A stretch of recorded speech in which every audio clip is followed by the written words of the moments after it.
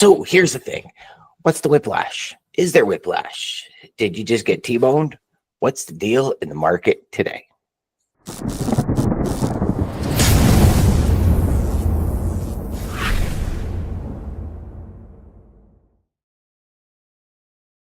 Hey, everybody. Welcome back to the Logistics Life.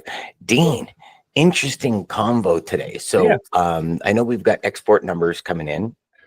And specifically for all y'all watching and listening, didn't ask about this before we got on air, but I am assuming they just went through the roof in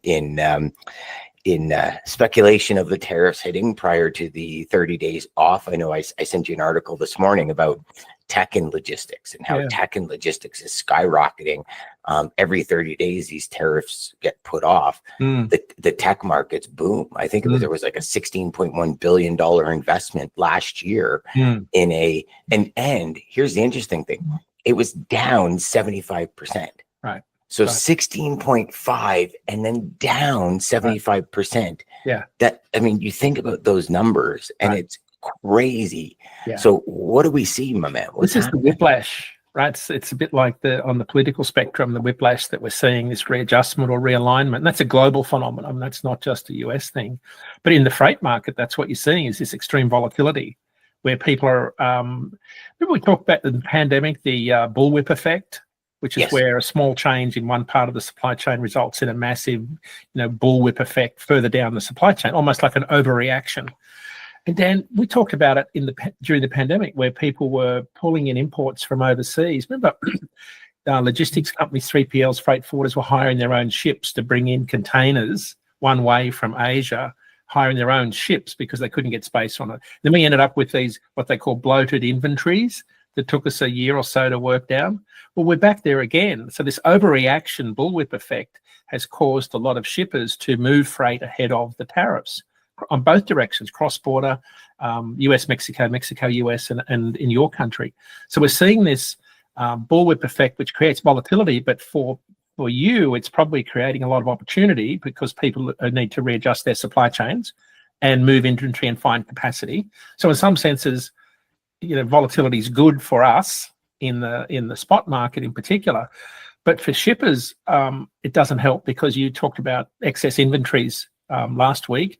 I know one of the big steel importers from Canada is grappling with a 200% increase in their inventories on the US side. So space becomes a problem. And then you've got truckers who are asking for really high rates because they're not sure if they can have a load back in the other direction to get back across the border. So all of this volatility just means everything's out of balance. But the bigger picture that's probably concerning is the paralysis that it puts people into as they put off decisions. I mean, what person in their right mind would make a big investment decision not knowing what the cost of goods are going to be in their supply chain, especially if we had USMCA come in after the last administration, touted as one of the great deals in modern history. And now we're looking to completely upend that with 25% tariffs on both of those trading partners. If you've spent billions of dollars on a highly integrated supply chain, Dan, that's a really big problem. It's affecting a lot of people's jobs. It affects investment decisions. Like when you're running a truck company, let's make it very simple. You need to have, balance. If you quote one way, you've got to have a load back. When you start to have imbalance on freight lanes, you end up with what you had 2 weeks ago now, which was rates were doubling as carriers said, hey, I need a rate to cover my backhaul, just like livestock carriers do, or your lumber carriers out of Quebec who are running lumber into New England. They've got to get back to service that load every third day, for example. So they can't wait around in Boston trying to get a load back home if there's no loads, because suddenly we're not exporting whatever it was we were back to Canada, whether it be, who knows, Jack Daniels, who just laid off 650 people because of the Canadian market. Apparently you guys pulled all your liquor off the shelves. It's been That's wild. It's been interesting because it's there's a couple of things. So from the and I hate to segregate it like this because I think we are as a a nation like North America, the continent of North America, I think we're more separated now than we've ever been. Forget the left and right in the US, which has been separated for ages now. You know, we all of Ontario pulled all US liquor, not like wine, everything off the shelves. Extraordinary. And it was almost instantaneous. It's just this. And again, I mean, we can get into political, Dean. Everybody's going to have their opinion. You know, our Canadian government, and specifically Ontario, has just said, no, screw this. There's no back and forth. Like this is Alex and I, and we've been working very well together for years. We've now struck deals with other countries on our energy and all sorts of things. Like the Alberta Premier came out last week and said, okay, well, no, we're not going to tariff anything. We're just not going to sell to you. And, you know, it's crazy. And I understand, trust me, I do get you know, local first. I live in a small town. You live in a small town, right? Like we when we live in these small towns, it's taught to us, you know, buy local. There was a dairy in town called Steen's Dairy, and we love their eggnog. They had the best eggnog on the planet, and we would always buy it there. And it just costs got too high to operate in a small town. They ended up selling, and they left. So these are the things, like living in a small town, I see it all the time. Stores coming and going, and it's like, because a lot of people don't buy local. So I get all of that, Dean. But there's a flip side of it. I'm talking to one of my guys. What are we today? So it probably would have been Friday. And his mother-in-law imports stuff from the US. Their company imports it from the US, and they have a US division. So a few interesting things in the market, and some of you that are watching and listening are going to have customers that are experiencing this. So there's two things I want to share. Number one is a lot of companies that were buying overseas started to overstock items. And there's actually additional tariffs on overstock items. So this one company is in springs, and a spring that would normally cost $3,000 now costs $9,000 after tariffs. So you look at that increase to us as the consumer when we eventually buy those springs, right? Number two, and this one was just absolutely crazy. I'm having a conversation with him, and he says, you know, Dan, he says, the issue that we're facing is trucks are now getting 3 times more expensive. Because we have no idea when the freight's coming, right? So if you think about that for a second, you stop. So like, for example, trucks that would go down to Florida or Tennessee, Jack Daniels, to load a truckload of booze to come home. That's their backhaul. I know there's no real backhaul, head haul, but we call it backhaul. Now, if you make, because when I was part of an asset company, we were dealing with Dell in Tennessee, and we made like $8-9 a mile coming home. So we can afford to go out with maybe some of the cheaper products. And when I say that, I mean all respect to companies, Dean. We used to go out with CD and DVD cases, right? So if you think of the way CD and DVD cases are, they come in stacked on top of each other. So you're shipping sailboat fuel, right? And I remember the gentleman that was in charge of that traffic. They shipped out, the company name was Sinran, and they shipped out like 100 truckloads a day of these CD and DVD cases, right? Because you got to remember, back in those days, it was like any DVD was in that case, any video game was in that case, any like all the movies, like all of that stuff was in kit. Now it's all digital downloaded now. But when that was happening, I remember having a conversation with him, because he said, Dan, here's the thing. If I'm shipping 100 truckloads a day and I can save $10 a truck, and I ship 7 days a week, he says, you tell me how much I save at the end of the year. And you have to understand that. But now we're looking at things, and we're having rates shift at probably, I would say, beginning of the pandemic is probably where we saw, like, it would be a very similar shift. Right. Certain lanes, because they don't have those major backhauls to get home. Got the imbalance. Right. Yeah, huge imbalance. Huge, but Yeah. I know you said you have something about Chicago. Yeah. Was It's very been extraordinary. What's from a logistician's perspective, what is it about Chicago that if I said to you, describe the Toronto to Chicago market, what does it look like from a commodity perspective? So I would say Chicago is probably the biggest hub of everything. So a lot of, like, if you look at like a pool distribution network as opposed to a hub and spoke. Yep. Florida, California, everything goes to Chicago, and Chicago is that center point to go all across Canada, like no matter which way you go. And that was what Chicago's been, that hub. I mean, you talk rail hub, you talk like truck hub. It's huge, Chicago. So it's even a hub for Trans-Canada freight. Oh yeah, because you got to think about it. It's sitting here. Yeah. You're kind of the angles that you can go at are Ontario or Western Canada, like Eastern Canada or Western Canada or Central, all from Chicago. It's a huge hub.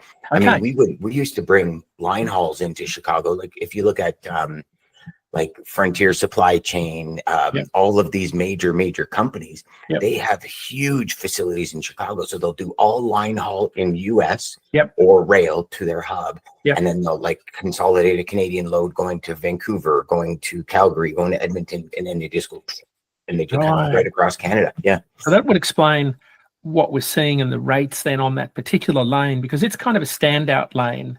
And the data shows that on that lane going from Toronto to Chicago, the volume of loads were down 26 cents a mile last week, right? That's a big drop. They were paying $1.96.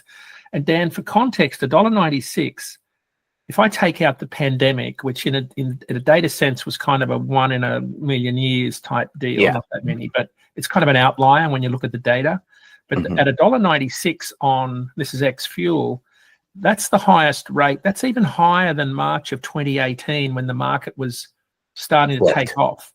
Right, so these are the highest rates in probably 5, 6, maybe 7 years. I don't have data on my display going back before 2018, but you could almost see these are the highest rates we've ever seen on that Toronto lane.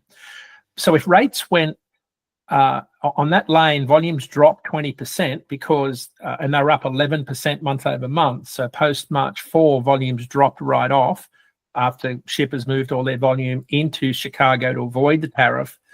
But rates, Dan, rates went up 30 cents a mile last week, or 18%.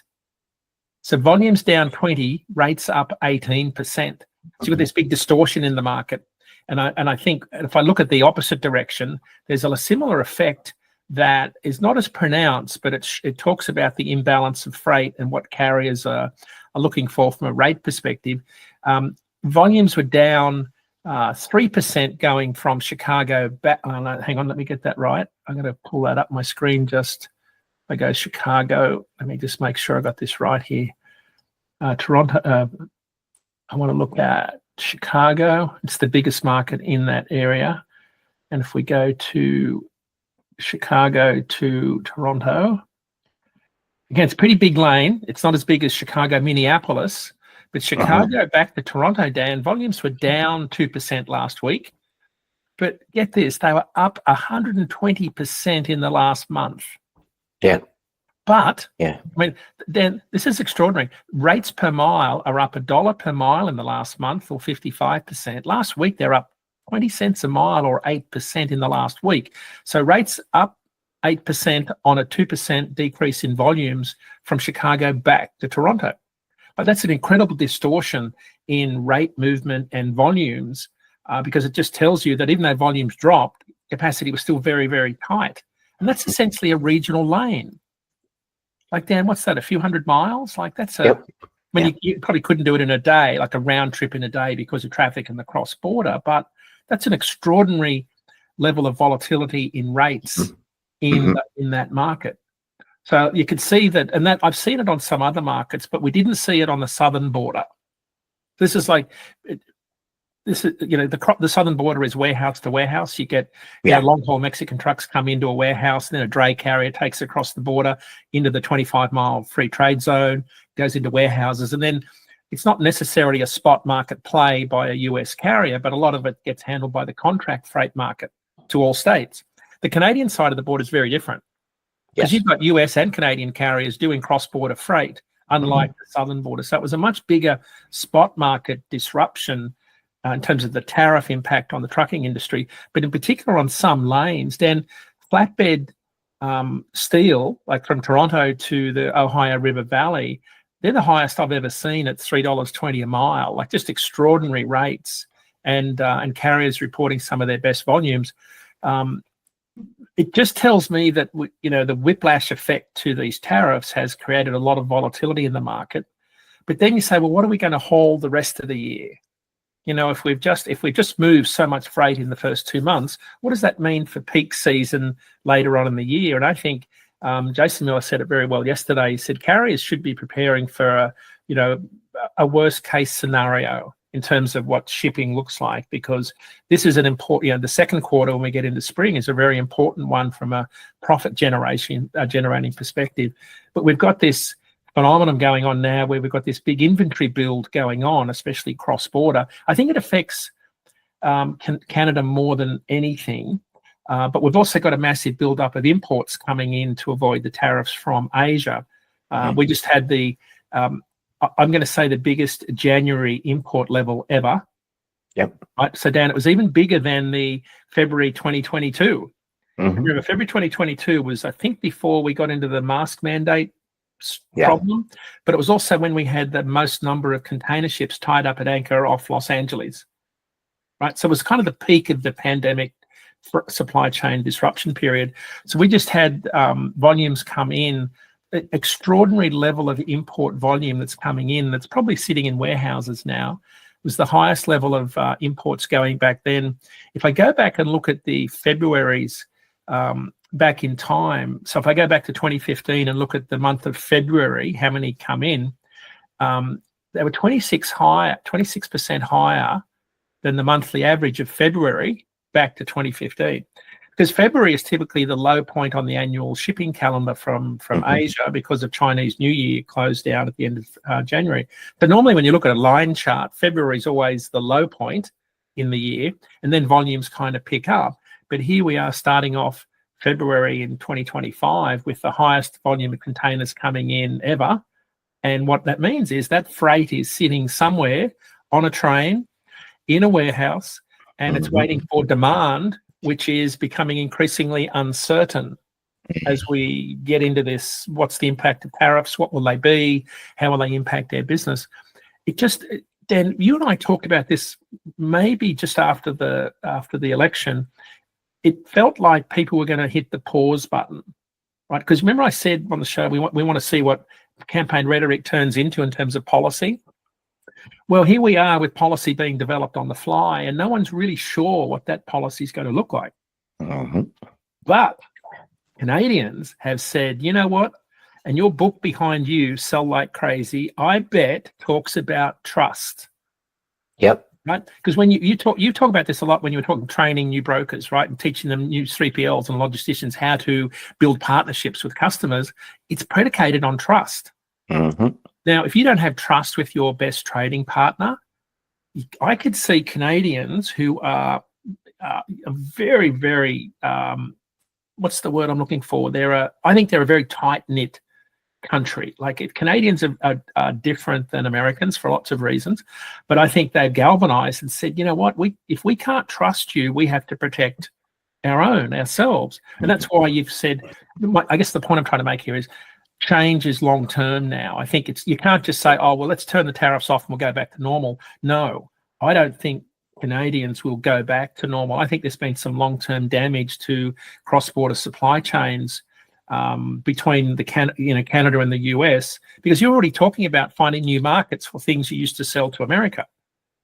Oh yeah, governments are huge. And I mean, for the first time, for myself anyways, in speaking with people, I mean, as you know, Tim Hortons in Canada has been a staple in the past 2 weeks, probably, I've spoken to the most people ever saying Right. they're boycotting it. They're like, no, not interested. Starbucks, not interested. Which is a shame. Yeah. It really is. I Why mean, Tim just Hortons? Is it? because it was bought by Burger King. Oh, Burger King owned Tim Hortons. Oh, So now it's a U.S. company, Oh, where it was like the staple Canadian right. coffee and donuts. You know what I Right. mean? Like it's, Right. but it is a shame. It Right. really is. Yeah. I think it's, you know, so here's the thing. In speaking with some companies, right? There's a polar opposite of conversations. For example, one company I work with, they're like, tariffs don't mean anything. We need to sell our product. We'll sell it to the US. People will pay it, and that's all there is to it. Yep. On the flip side of it, I look at, Quebec's distribution of steel and aluminum, and I look at the percentage of the Department of Defense and the US government that uses that steel and aluminum. And to me, that's just asking yourself to pay, like you're just paying Right. more for the stuff you're buying. So I Right. don't like get that. Right. I think it's part of it is not to get like brass and political, but I think it's just, whose cock's bigger, Right. who's got the bigger Yep. unit that they can Yep. slam on the table. And Right. to me, that's asinine, because Yeah. it's Yeah. I don't know. I mean, I think, so I know we said this last week, and I'll say it again, because I think this is the next thing. Canada created a new deal with Mexico for Yep. produce. So I'm going to say our produce market, when produce season kicks in, I could confidently say it now, depending on what happens. There could be Right. some backtracking and some stuff that will make this change. But I think Canadians are going to get most of our produce from Mexico. So Huh. I see the next big thing happening is the US realizing that and saying, okay, we're going to tax in Right. transit bonds Right. for Right. the US, because we'll get it from Mexico. We won't clear, we'll clear customs Right. in Canada. So Right. I see that happening. Right. I see it as a huge shame. I mean, Yep. a lot of my US clients, there's no ill between us because we have a Yep. relationship. People understand, but we're helping, like one of my clients, I'm helping them find coal companies in the US. Right. Because they normally buy their coal from Mexico, and with the tariff, it's just a die for their packaging. Like Yeah. they're like, this is crazy. Like it's Yep. going to run us, our packaging is going to become such a big part of the actual process, Right. that it's like, this is just crazy. Every little thing is just, it's Yeah. adding up. What's the And charcoal used for, Dan? it's for packaging. So for the ink in the packaging. Oh, it's the ink in the pack. Yeah, so it's very, and I mean, it's only, 50, 60 truckloads a year, but Right. those 50, 60 at 25% Oh, is huge, because it's Yeah. not covered under the North America, like the USMCA. USMCA, right? And so it's, and then you have, of course, then you have, every other piece of the puzzle and every other government, oh, well, this, and then, of course, and then there's the social aspect of it, where people are talking out their arseholes and have no idea what it is. Like there's people out there, oh, Canada's going to go bankrupt because they don't have the US. And I'm like, No. guys, like, you know what? We're one of the most energy rich Yeah. countries. Yeah. They're already talking about liquid natural gas and stuff going to the East Coast and going to the West Coast to, feed China and feed European Union. Yeah, of course. Like, kind of realign your supply chains, Dan. Well, and also Europe does too, right? Because Europe's so reliant on Russia oil. Right. So Right. they're seeing the turbulence in that side of the industry. Yeah. I was reading an article this morning, and you start reading about all of these pieces of the puzzle. And you're right, Dean, it's going to create new stems in supply chains. Yep. And, speaking with a truck driver on the weekend, and we were talking, he goes, oh no, he goes, I'm so happy I just run Canada now. Right. He goes, like, I'm so happy. He goes, listen, I'll deal with the winters. I'm used to winters. I've lived in Canada my whole life. Right. Winters are no big deal. It's like me driving in the winter, not a big deal. You just drive to the conditions. And if it takes you a little bit longer, it takes you a little bit longer. It's when you get antsy and you try and do something that's stupid that you get kind of rewarded for that, I guess, for lack of a better term. But he was like, yeah, I love the fact that I only do Canada.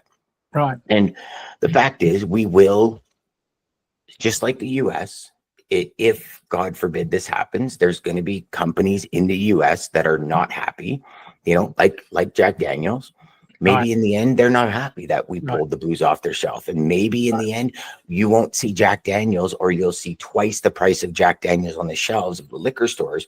But I'll tell you, anyone who loves Jack Daniels will pay twice the price to have it. We did during the pandemic, yeah. Well, I mean, we don't know what's going to happen, right? Yeah. I think it's a whole bunch of people making all of these pieces of the puzzle become more complicated. And I don't know if that makes sense to you, Dean. It's kind of because I think you're going to find a lot of demand for alternate solutions, which is what you thrive on as a 3PL provider. But let me ask you this: if you're bringing in, there's a lot of produce haulers that will run out of McAllen, Texas, and they'll run to Canada. You run out of Philadelphia with South American grapes and blueberries, right? And you'll run straight up through Vermont or Maine or New York State into Canada. Like, it's only like 8 or 9 hours out of Philly with produce that comes in from South America. I could see a scenario where you see an increase in break bulk vessels bringing in produce from Mexico and South America going straight down the St. Lawrence Seaway into Montreal, and changing the supply chain dynamics to bypass America completely. Because the reason Philly is one of your biggest ports for refrigeration freight, at that Packer Avenue Marine Terminal that's in Philly opposite the container terminal, that's where a lot of the break bulk vessels come in and unload their produce. And that's where a lot of trucks run out of there on the eastern side of the river there, and they'll run straight into Canada like in 8 hours. So it's almost like same day delivery once it gets unloaded for produce. So it's a very convenient transit. But I could see a scenario where that changes. And absolutely, and it's just like the scenario in Texas. Yeah, like I don't know if you watched that report I sent you yesterday from Texas. Like, they were saying, do you understand like what's going to happen? Like, apparently from a lot of these reports I've been researching, Texas is going to be one of the hardest hit states, which is one of the wealthiest states in the US. Yeah. And they were saying on this report, they were like, all of our tomatoes, all of our avocados, like so many of our fruits and vegetables come in from Mexico. And they're like, we are going to literally, I mean, it's crazy what's going on, Dean. It really is. And I think, right now, if you just look at that other article I sent you, where in the last 2 months, there's been billions invested in how to keep shippers ahead of what's happening. Like, to the point where, and this is the interesting thing, because you can go to ChatGPT, you can go to Anthropic, you can go to like Claude, you can go to Gemini, you can go to all these AI things. And with a couple of strategic prompts, you can enter your data with, this is the cost of this is the cost of this is the transit, this is this, and this is when tariffs come in, give me the best analysis. But it's companies just knowing how to prompt that, putting it together and getting billions in funding. To share with shippers what their best route is. It's something I've been talking about with my customers a lot. Is, okay, if you overstock and you go at 190%, at what point does it not make sense to do that? And like, because you got to think about it during the pandemic. See, and I think the difference between right now and the pandemic is there's one vital piece of the puzzle. In the pandemic, we had no idea when our next shipment was going to come in. Like, especially if you were overseas, it was like, I remember customers constantly saying, oh, I've been bumped 3 times now, because some of the major players are able to pay 3 times as much for a container. They'll bump anyone. So, and regardless of what anyone says, I know that was happening. I know the steamship lines were like, no, it wasn't, but it was. So, but now people are pulling forward to avoid a 25% tariff. So it's not like they can't get the product. It will be more expensive. Or sell it. Yeah, exactly. And demand is not necessarily there. Yeah, exactly. And so now we sit there and we say, okay, at what point is it smarter just to buy it at a 25% tariff, if that ever comes in, or at a 10%, or at a whatever?